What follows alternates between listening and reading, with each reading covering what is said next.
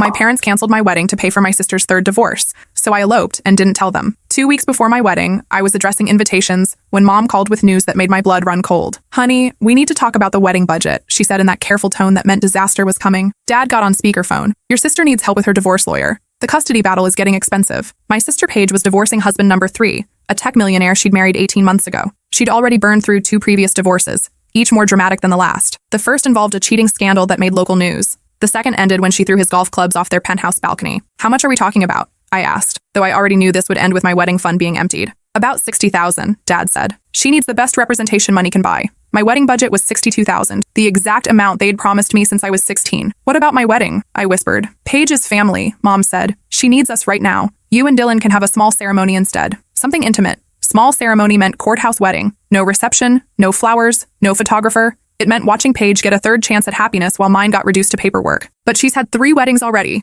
I said. "This is my first. Divorces are expensive, honey. Weddings are just one day." I hung up and stared at the invitations scattered across my kitchen table. 200 people expecting to celebrate with us in 14 days. The venue booked, the dress altered, the flowers ordered. Dylan came home from work to find me crying over the invitation samples, mascara streaking down my cheeks. "What happened?" he asked, immediately dropping his briefcase and sitting beside me on the floor. When I explained the phone call through broken sobs, his face went through several emotions: confusion, disbelief, anger, before settling on quiet rage. "So let me get this straight," he said slowly, his voice dangerously calm. "Your parents are funding your sister's third divorce with the money they promised for our wedding?" I nodded miserably. "And they just expect you to accept a courthouse wedding instead? After 3 years of planning? After we sent save the dates to 200 people? That's about right," I managed to croak. Dylan stood up and started pacing our living room, running his hands through his hair. After 5 minutes, he stopped and looked at me with a strange smile. "You know what? Let's do it." "Do what?" "Let's elope. Tomorrow? Las Vegas? Elvis Chapel? The whole ridiculous thing. Are you serious?" "Dead serious."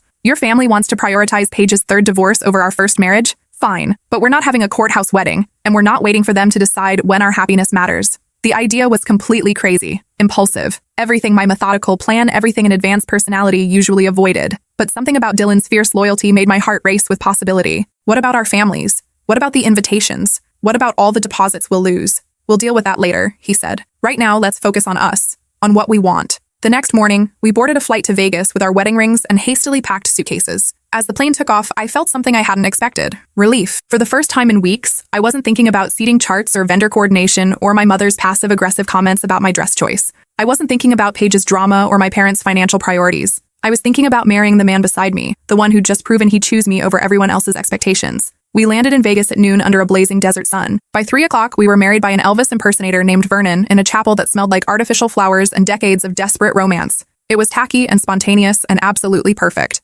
Vernon pronounced us husband and wife with a perfect Elvis accent, and Dylan kissed me while Viva Las Vegas played from hidden speakers. We spent our wedding night at the Bellagio, eating room service and laughing about our impulsive decision. The real test came 3 days later when I finally turned my phone back on. 47 missed calls, countless messages, all from my family, none congratulatory. The first was from Mom. "Where are you?" "The caterer needs final numbers." Then Dad. "Your sister's lawyer needs the money transferred today." Then the one that made me see red, from Mom. "We told everyone the wedding was postponed due to a family emergency. Don't make us look like liars." They'd canceled my wedding, without asking, without telling me first. I called immediately. "Thank God you're okay," Mom answered. "We were worried sick." "You canceled my wedding," I said flatly. "We postponed it." "There's a difference." I started laughing. The kind that comes when you realize you've been living in someone else's reality too long. "What's so funny?" "I don't need you to reschedule anything. I'm already married." Silence. "We got married in Vegas 3 days ago. Legal and everything." More silence. Then Paige's voice. "She's bluffing. She wouldn't do something that selfish." "Put me on speaker," I said. A click. Then Mom's voice. "You're on speaker." "Hi, everyone," I said cheerfully. "How's the family emergency going? Getting your money's worth on those legal fees?" "You're being ridiculous," Paige snapped. "Mom and Dad are helping me because I actually need them. You're just throwing a tantrum because you can't have your princess wedding." Something inside me snapped. "Princess wedding?" I said, my voice rising. "I've been engaged for 2 years. 2 years. I've been planning this wedding since I was 16. I saved every penny from my part-time jobs to contribute to it. I booked the venue, tasted the food, chose the flowers. I sent out invitations." "So?" Paige interrupted. "It's just a party." "No," I said. "It's not just a party. It's my wedding. The one wedding I get. Not my third wedding. Like you. My first and only wedding. You're being dramatic." "Am I?" "Let me ask you something, Paige. How much did your first wedding cost?" "The one to the investment banker?" "I don't see how that's relevant." $85,000, I answered for her. "I remember because Dad bragged about it to everyone. Said his daughter deserved the best." "That was different," Mom interjected. "How? How was it different?" "We were in a better financial position then," Dad said. "Really?" because I distinctly remember you taking out a second mortgage to pay for it. But that was okay because Paige deserved her dream wedding. The second wedding cost $67,000, I continued. The destination wedding in Tuscany. Remember that? I was in college, working 3 jobs to pay for textbooks. But sure, Paige needed her Italian villa ceremony. Those marriages didn't work out, Mom said weakly. Exactly my point. You've spent over $150,000 on Paige's weddings. Weddings for marriages that lasted a combined total of 4 years. But when I asked for $60,000 for my first wedding, my only wedding, suddenly we need to prioritize family emergencies. It's not the same thing. You're right. It's not. Because unlike Paige, I actually love the person I'm marrying. We've been together for 5 years. We live together. We own a house together. We're building a life together. But apparently that doesn't matter as much as funding Paige's third attempt at happiness. I heard Paige start to say something, but I wasn't finished. And you know what the real kicker is? I continued. I didn't even need your money. Dylan and I could have paid for our own wedding. We have savings. We have good jobs. But you insisted on contributing. You promised me that money when I was 16. You made it a condition of me having a big wedding. So I planned accordingly. We didn't know Paige would need help, Dad said. Paige always needs help, I shot back. This is what she does. She makes dramatic choices, burns everything down, then comes running home for money to clean up the mess. And you enable it every single time. She's going through a difficult time. When isn't she going through a difficult time? She's 32 years old and has never supported herself. Not once. Even between marriages, she moves back home and lets you pay for her lifestyle. That's not true, Paige protested. Really? What job do you have right now? Silence. What job have you ever had that lasted longer than 6 months? I'm focusing on my personal growth right now. Personal growth, I repeated. Is that what we're calling unemployment now? You don't understand what I've been through, Paige said, her voice getting whiny. I understand perfectly. You married a rich man for his money, cheated on him, got caught, and now you're trying to take half his assets in the divorce. The same pattern you followed with husband number 2. That's not what happened. Then enlighten me. What happened? We grew apart. You grew apart, or you grew bored and started sleeping with your yoga instructor. How did you know about— Mom started, then stopped. About the yoga instructor? I finished. Because nothing is ever private in this family. Nothing except what matters to me, apparently.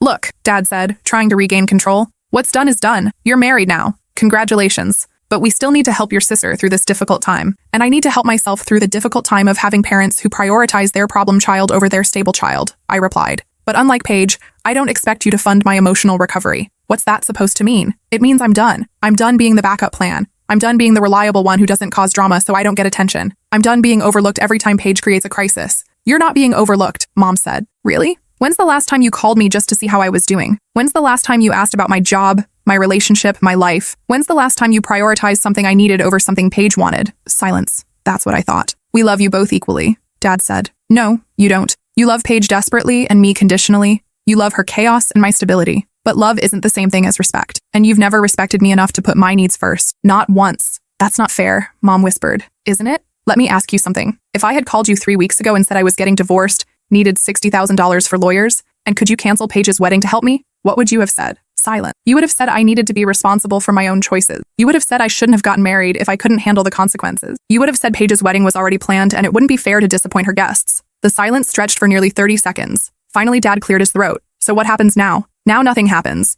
Dylan and I are married. We're happy. We're building our life together without your input or your money. What about family dinners? Holidays? What about them? Will you be coming? Will Paige be there? Yes. Then probably not. You can't avoid your sister forever. Watch me. This is ridiculous, Paige interjected. You're destroying our family over money. I'm not destroying anything. I'm protecting myself from a family that's already shown me where I rank in their priorities. We're your parents, Mom said. We deserve better than this. You're right. You deserve better than this. You deserve to deal with Paige's drama without me as a backup plan. You deserve to handle her crises without me as a safety net. You deserve to fund her mistakes without my stability to fall back on. I paused, letting that sink in. And I deserve better too. I deserve parents who celebrate my happiness instead of sacrificing it for my sister's convenience. I deserve a family that values my milestone moments. I deserve to be someone's first priority instead of everyone's last resort. The conversation ended shortly after that. No apologies, no acknowledgement, no promises to do better. Just defensive justifications and guilt trips about tearing the family apart. The days following that phone call were a blur of vendor cancellations and guest notifications.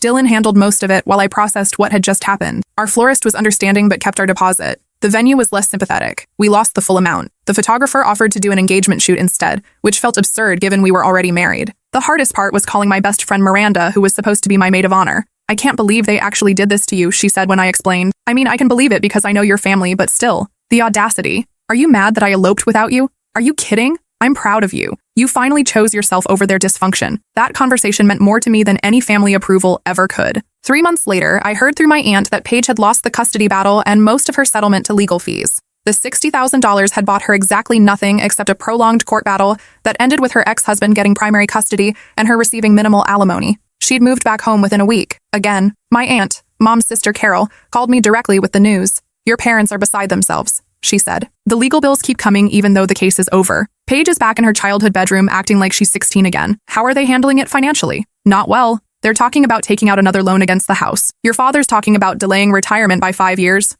I felt a moment of sympathy, then remembered my canceled wedding. And Paige? Already online dating. She told your mother she needs to find someone who appreciates her for who she is. 6 months after that, she was engaged to her divorce lawyer, a man named Richard who was 20 years older and specialized in high-conflict divorces. He had 3 ex-wives of his own, which should have been a red flag, but apparently wasn't. Mom called to tell me about the engagement, her voice carefully neutral. "Paige is engaged again," she said without preamble. "To Richard, her lawyer. They're planning a small ceremony this fall." "How small?" I asked, though I already suspected the answer. "About 100 people. Nothing too elaborate. She's learned from her mistakes." "And you're paying for it?" "We're contributing what we can. Richard is helping too, of course." "Of course he is. How much is your contribution?" "That's not really your concern anymore, is it?" "I guess not. Congratulations to the happy couple." She seemed genuinely confused when I declined the invitation that arrived 2 weeks later. "But she's your sister," Mom said when she called about my RSVP. "This could be a chance for you two to reconnect." "I'm not interested in reconnecting with someone who thinks my wedding was less important than her divorce," I replied. "That was almost a year ago. Can't you move past it? Can she move past thinking the world revolves around her drama?" Mom hung up without answering. The wedding went ahead as planned. From what I heard through my aunt, it was lovely. Intimate ceremony in the garden, reception at the country club, 3-tier cake with real flowers. The photos on social media looked perfect. The marriage lasted 14 months. This time there was no dramatic custody battle or financial settlement to fight over. Richard had been through enough divorces to protect his assets with an ironclad prenup. Paige walked away with exactly what she'd brought to the marriage, which was essentially nothing. A year later, Dylan and I bought our first house. A beautiful colonial with a wraparound porch and enough space for the family we were planning. The house had good bones but needed work, which we were excited to do together. We sent a photo to my parents with our new address, partly as an olive branch and partly because I thought they should know where their daughter lived. They congratulated us via text message. No phone call, no visit, just a perfunctory message that could have been sent to anyone. "Congratulations on your beautiful new home. We're proud of you both." But when Paige got engaged to Richard, they'd thrown her an engagement party for 60 people at the country club and posted dozens of photos on social media. The double standard was so obvious it would have been funny if it weren't so painful. Dylan's parents, on the other hand, drove 3 hours the weekend after we moved in to help us paint the living room and plant flowers in the front yard.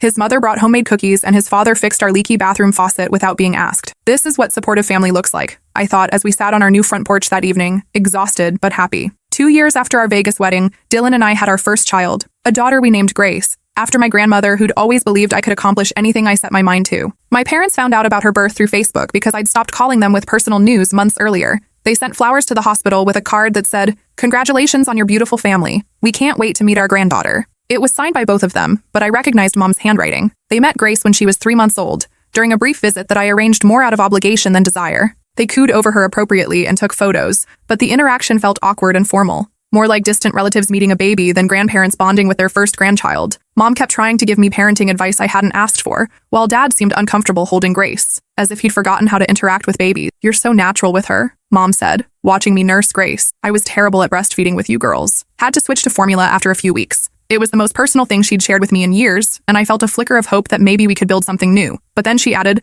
"Of course, Paige was much easier. She took to the bottle right away. No fuss at all. Even in a moment about my daughter, she found a way to make it about how Paige was better." The visit lasted 2 hours. They left promising to come back soon, but soon turned into 6 months. Meanwhile, Dylan's parents visited every other weekend. His mother had taught me to make her famous banana bread recipe, and his father was building Grace a custom bookshelf for her nursery. She called them Nana and Papa and squealed with delight whenever she saw them. When Grace turned 1, we had a party in our backyard with Dylan's family and a few close friends. There were balloons and a smash cake and all the joy that should surround a child's milestone. My parents weren't invited, though they learned about it through social media. Mom called the next day, her voice tight with hurt. "I can't believe you excluded us from our granddaughter's first birthday. We're her grandparents. We have a right to be there." "You weren't excluded," I said calmly while Grace napped in my arms. "You made your choice about what family events matter to you. Grace's birthday apparently wasn't important enough to prioritize, just like my wedding wasn't. That's completely different. We were dealing with a crisis back then. There's always a crisis with Paige. There will always be a crisis. The question is whether you're going to let her chaos control your relationship with your other daughter and your granddaughter." Mom was quiet for a long moment. "I miss you," she said finally. "I miss having you in our lives. I miss the parents I thought I had," I replied. "The ones who would have been proud to see me marry a good man. The ones who would have celebrated my happiness instead of sacrificing it for convenience." "We could try to repair this," she said. We could work through this as a family. Could you prioritize Grace's second birthday over whatever crisis Paige is having next year? Silence. Could you visit your granddaughter regularly without needing a special reason? More silence. Could you call me once a week just to talk about my life? Not because you need something or want to share news about Paige? I don't know, Mom admitted. Then we can't repair it, I said, because repair requires change, and change requires prioritizing differently than you have for 30 years. Around this time, Paige had started dating her personal trainer, a 24-year-old named Brett, who was clearly more interested in her trust fund than her personality. She'd been posting photos of expensive dinners and weekend trips that she obviously wasn't paying for herself. My Aunt Carol filled me in on the details during one of our regular phone calls. She's talking about marriage already, Carol said. Poor boy doesn't know what he's getting into. What about Mom and Dad? How are they handling this? They're just happy she seems settled. Though I think your father is nervous about funding another wedding. He should be. She's already showing your mother pictures of venues. Nothing too expensive, she says, but you know how that goes. I did know. Paige's idea of not too expensive was still more than most people made in a year. 3 months later, Paige announced her engagement to Brett on social media with a photo of a massive diamond ring and a caption about finding her soulmate. Mom called to share the news, her voice carefully cheerful. Paige is engaged again. To Brett, her trainer. They're planning a destination wedding in Hawaii. How nice for them. We're hoping you might consider attending. It could be a chance for the family to come together. Will you be paying for this one too? We're contributing what we can, she said defensively. How much is your contribution this time? That's between us and Paige. Of course it is. She seemed hurt when I declined the wedding invitation, but not surprised. The destination wedding in Hawaii cost $43,000, not including travel expenses for the immediate family. My parents mortgaged their retirement to pay for their portion. The marriage lasted 18 months. This time, Brett left Paige for someone closer to his own age, a fellow trainer at the gym where they'd met. Paige was devastated, not because she'd lost the love of her life, but because she'd been publicly humiliated. There was no dramatic legal battle this time. Brett hadn't accumulated enough assets to make divorce proceedings worthwhile, and Paige's pride was too wounded to fight for alimony from someone who'd rejected her. She moved back home for the 4th time, turning my childhood bedroom back into her personal retreat center, complete with crystals and vision boards about manifesting her perfect life. Now Grace is 3 years old and speaks in complete sentences, asking thoughtful questions about everything from why flowers need water to where babies come from. She's curious and confident and secure in the knowledge that she's unconditionally loved. We're expecting our second child, a son we plan to name after Dylan's grandfather. When he's born, he'll be surrounded by people who choose to be present for his milestones, not people who show up when it's convenient. Grace has met my parents 5 times in her 3 years. She doesn't ask about them or wonder why Nana and Papa, Dylan's parents, visit so much more often. To her, Dylan's family is just family, and my parents are people who occasionally send birthday cards. Sometimes I feel sad that she'll never have the relationship with my parents that I'd imagined, but then I watch her with Dylan's family, comfortable and loved and completely secure, and I realize she's not missing anything at all. She's learning what healthy family relationships look like. She's growing up knowing that love doesn't come with conditions or competition. She's seeing what it means to be truly prioritized by the people who matter. Last month, Paige started dating her life coach, a man named Phoenix who charges $300 an hour to help people align their chakras with their financial goals. She's been posting photos of meditation retreats and crystal healing sessions that she's obviously not paying for. My Aunt Carol keeps me updated, though I've stopped asking for details. Your parents are worried about this one, she told me during our last conversation. Phoenix has some interesting ideas about money being an energy that needs to flow freely, meaning he thinks Paige should give him hers. That's about the size of it. But you know your sister. She's convinced he's her twin flame or some such nonsense. I don't doubt it. They're already talking about a commitment ceremony, not a legal marriage, but something to honor their spiritual connection. Of course they are. I've stopped expecting my parents to learn from their mistakes. The pattern is too ingrained, the enabling too automatic. They'll fund whatever Paige needs because that's what they've always done, and admitting it was wrong would mean acknowledging how much they've lost. Sometimes I wonder if they think about Grace and the son I'm carrying, if they regret choosing Paige's endless drama over their stable daughter and grandchildren, if they realize what they've sacrificed for someone who's never once said thank you or changed her behavior. But then I remember the relief I felt on that plane to Vegas. The joy of marrying someone who put me first without hesitation. The peace of building a life with people who value consistency over chaos.